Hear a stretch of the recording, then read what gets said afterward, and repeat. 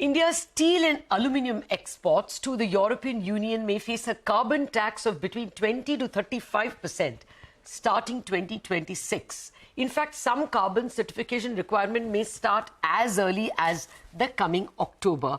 This is because of a CBAM, Carbon Border Adjustment Mechanism, that has been put in place by the European countries to protect domestic steel and aluminium companies, which in turn have to pay more for their carbon emissions. So, level playing field. I have with me Mr. Seshagiri Rao of JSW Steel for these and other questions. Mr. Rao, this looks like a very serious one. Thank you very much for joining us. I am going to come back to the mutual funds law, which seems to be changing a little later. But first, this carbon tax, what happens in October itself? Will you all have to produce some certificates for exports? So I think you're on mute. The current regulation, which has been in place right now, which will become effective from October 2023, and there is a transition period of 3 years. So from October 23 onwards, the importer in Europe is obligated to declare an embedded emissions in the imports which they are making into Europe. So I think that is the requirement up to 2026. After 3 years, actually, the penalty for higher carbon emissions relative to what is happening in Europe will become into force. Okay, Mr. Rao, now I understand that there's between 20 and 27% in terms of exports that is accounted for by European Union. In iron ore, I believe it's 20% is accounted for by European Union, and in steel it is 27%. Do you think all this is under threat? No, the point remains is whether, say, a CBAM which is getting introduced is WTO compliant or not. That is a major issue. All the WTO members are already agitating on this particular issue, because it appears to be not compliant. Because the way it has been structured, either you see measurement or you say the imposition or a collection of data and the administration costs and the maintenance of records by exporters, they all amount to restrictions on trade. So it may not be WTO compliant. I think we need to take up very, very strongly as regards to imposition of the CBAM. That is one. Number two is even the domestic companies in the Europe, they are being given time up to 2034 by way of allowances. It is more tuned towards reduction of these allowances in the later part after 2030. So if we look at the kind of allowances reduction is happening from now to 2029 to 30 is only 22.5%. Balance is back-ended. So their companies which have emitted in the past, they are still getting allowances, whereas the companies which are exporting into Europe by way of this environmental tool, they are restricting the trade. I think that is one area which we have to look at. As a WTO member, India has committed that we will reduce the carbon emissions or carbon neutrality by 2070. And our national determined goals is talking about 50% reduction for steel companies compared to the emissions of 2022 by 2047. So I think we are moving in that direction as far as India is concerned. It has to be taken into account while they are imposing this type of taxes. Okay. In my view, it is not WTO compliant. It has to be taken very seriously by the government in the Europe.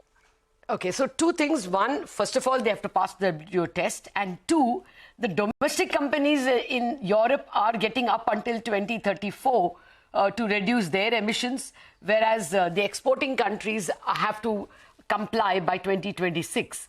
So it will be not a level playing field in that sense as well, right? Those are the two big points that you're making. But in October itself, do you see any problem when you have to produce those certificates? No, the companies should prepare their records and get it verified from October 2023 onwards to declare the embedded emissions in the products which are getting exported, particularly these 5 items which are getting exported. Okay. Iron, aluminum are there. So therefore, it is important for the companies to prepare themselves to get it certified and also prepare their records to ensure that the emissions that are embedded in the products are properly verified and it can be certified by an accredited agency. That is what is required from October 23. As far as That JSW is can concerned, also, that'll push up costs, right? that is the issue. In fact, that is not WTO compliant. If you are imposing an obligation on the exporter to Europe, that you have to follow ABC procedure, which increases the Okay. cost. So For the exporter, it is not WTO compliant. I think that is also one of the areas where it can be agitated as regards to the overall framework. then you all don't have much time. You have to do that right now before October starts, right? Yeah, that is true. And also WTO clearly says you can't distinguish between like products.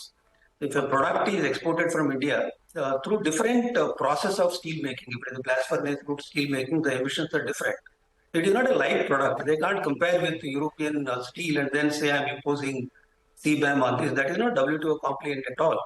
So Oh, there cannot be any discrimination on the imported products relative to the steel that is okay. produced within Europe. That is one. Okay. And if somebody is not able to provide data, there is a default uh, default data which they take into account, and there is a flat tax on those imports. That is also not WTO Oh, compliant. okay. So Okay. that's why there are a lot of areas where one can focus as regards to the overall framework of the CBAM. CBAM, Okay. in my view, they are using as a way to restrict the imports than really protecting. It is nothing but a subsidy, Environment. the way Okay. China gives. China gives a huge amount of Okay. subsidy to their companies and they export and then dump the products overseas. Similarly, they are giving a huge amount of subsidy for energy transition in Europe. They are giving Ah. concessional finance, they are giving subsidies, and then saying other countries also have to do, where in fact they have to provide financing to the developing countries like India That's true. than Fair imposing points. this tax and restricting the trade. Okay, okay. Well, I hope things move fast because if they have to be challenged at WTO and stopped in October, there isn't so much time to go through the legal processes. But Mr. Rao, since I have you, I have to ask you this very important point. We are given to understand, this is not 100% confirmed, we are given to understand that mutual funds are going to lose both their indexation and their lower 20% tax if you hold up to 3 years or more.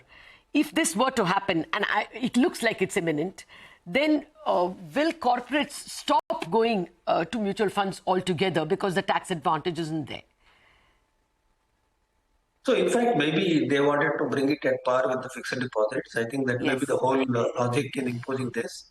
So, if the mutual fund is an avenue as far as the corporates are concerned to reduce their tax burden, in my view, I think they have to relook as regards to the overall routing of funding by corporates through mutual funds. At the same time, mutual funds are again reinvesting this money again in capital intensive activities, which will encourage the capital investment in India. So therefore, the size of the debt mutual fund is very large. So that is helping in one way to finance part of the capex program in India. So I That, think that was that was the next question I was coming to, sir.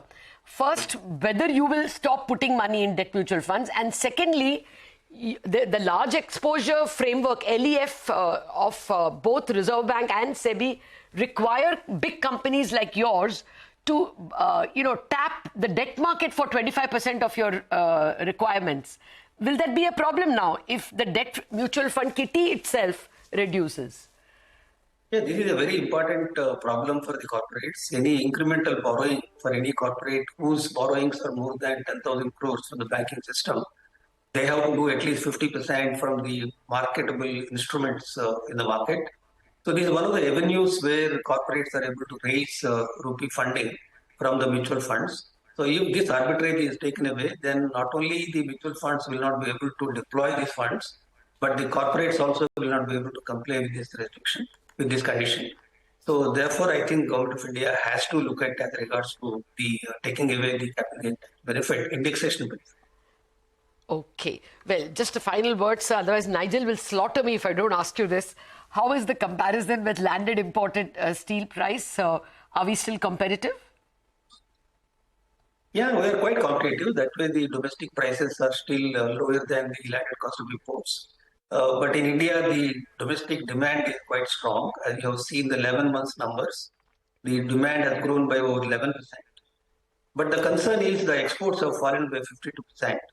So if you look at increase in production and the fall in exports, the incremental demand is not able to absorb the fall in the exports and the incremental production. That's why there is an increase in inventory, either with the producers or with the retail system, almost close to 2 million tons.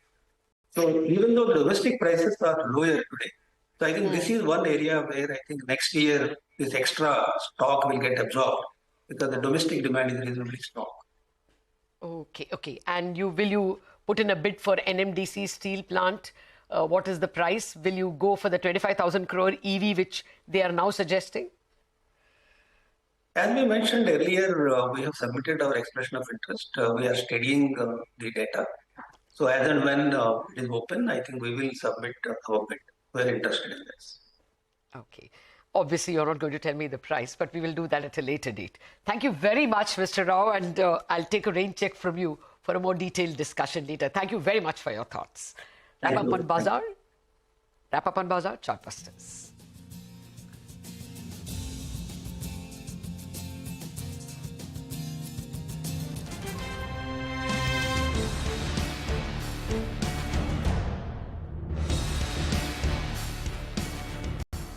Brought to you by